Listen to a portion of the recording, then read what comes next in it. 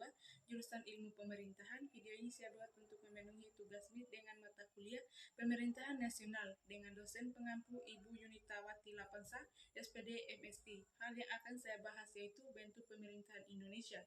Dapat dilihat, bentuk pemerintahan Indonesia, meskipun tidak dinyatakan secara tertulis dalam Undang-Undang Dasar Negara Republik Indonesia 1945, dapat diketahui bahwa bentuk pemerintahan Indonesia adalah presidensial. Melihat dari ciri di atas, Indonesia menjabat sebagai kepala negara sekaligus kepala pemerintahan. Untuk memenuhi lebih lanjut terkait bentuk pemerintahan Indonesia yang tercantum dalam Undang-Undang Dasar NRI 1945, penjelasan peran lembaga-lembaga negara berdasarkan Undang-Undang Dasar NRI 1945, 1. Majelis Permusyawaratan Rakyat. Majelis Permusyawaratan Rakyat atau MPR terdiri dari Dewan Perwakilan Rakyat (DPR) dan anggota Dewan Perwakilan Daerah (DPD). DPR dan DPD tersebut dipilih melalui pemilihan umum. MPR bersidang minimal 1 kali dalam 5 tahun di ibu kota negara. Sidang ini akan ditetapkan dengan suara terbanyak. MPR berwenang mengubah dan menetapkan Undang-Undang Dasar 1945. MPR bertugas melantik presiden dan wakil presiden. MPR juga dapat memperhatikan presiden atau wakil presiden dalam masa jabatannya. Usul DPR dengan ketentuan tertentu. 2. Presiden menjadi pemegang kekuasaan pemerintah. Undang-Undang Dasar NRI 1945. Presiden dibantu oleh orang wakil presiden. Presiden tidak dapat membekukan dan atau membubarkan DPR. Presiden berhak mengajukan rancangan undang-undang atau RU ke DPR. Presiden juga yang menetapkan peraturan pemerintah untuk menjalankan undang-undang atau UU. Presiden dan atau wakil presiden memegang jabatan selama 5 tahun, dapat dipilih kembali setelah dalam jabatan yang sama untuk 1 kali.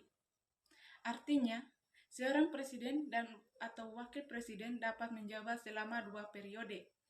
Presiden memegang kekuasaan tertinggi atas Angkatan Darat AD, Angkatan Laut AL, dan Angkatan Udara AU. Presiden dengan persetujuan DPR dapat menyatakan perang membuat perdamaian dan perjanjian dengan negara lain.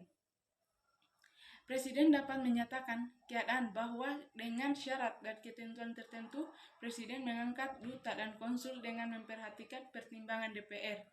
Presiden memberikan garansi dan rehabilitas dengan memperhatikan pertimbangan Mahkamah Agung (MA). Presiden memberikan amnesti dan abolisi dengan memperhatikan pertimbangan DPR. Presiden dalam menjalankan tugasnya dibantu menteri-menteri negara. Menteri tersebut diangkat dan diberhentikan oleh Presiden. 3. Dewan Perwakilan Rakyat. DPR dipilih melalui pemilihan umum. DPR hadir sebagai pemegang kekuasaan legislatif atau membentuk undang-undang. Selain fungsi legislatif, DPR juga memiliki fungsi anggaran dan pengawasan. DPR berhak mengajukan RUU. DPR membahas RUU bersama Presiden untuk mendapatkan persetujuan bersama. DPR menyetujui atau tidak menyetujui peraturan pemerintah yang dibuat Presiden. 4. DPD. DPD dipilih melalui pemilihan umum. DPR dapat mengajukan RUU tentang otonom daerah, hubungan pusat dan daerah, pembentukan dan pemekaran serta penggabungan daerah, pengelolaan SDA dan SDE, serta yang berkaitan dengan perimbangan keuangan pusat dan daerah kepada DPRD. DPD juga membahas RUU tersebut serta memberi pertimbangan kepada DPR atas RUU Anggaran Pendapatan dan Belanja Negara dan RUU tentang Pajak Pendidikan dan Agama. DPD juga melakukan pengawasan atas pelaksanaan undang-undang terkait hal di atas. DPD juga menyampaikan hasil pengawasan tersebut kepada DPR sebagai bahan pertimbangan untuk tindak lanjuti. 5. Mahkamah Agung dan Mahkamah Konstitusi. Mahkamah Agung dan Mahkamah Konstitusi selaku pelaksanaan kekuasaan kehakiman untuk menyelenggarakan peradilan guna menegakkan hukum dan keadilan.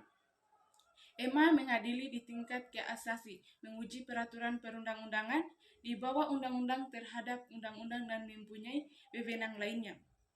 MK berwenang mengadili pada tingkat pertama dan terakhir terkait pengujian undang-undang terhadap Undang-Undang Dasar, memutuskan sengketa kewenangan lembaga negara yang kewenangannya diberikan oleh Undang-Undang Dasar, memutuskan pembubaran partai politik dan hasil pemilihan umum.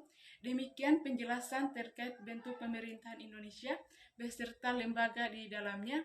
Sekian materi yang saya sampaikan. Saya akhiri dengan ucapan hamdalah, alhamdulillahirabbil alamin. Assalamualaikum warahmatullahi wabarakatuh. Audio Jungle.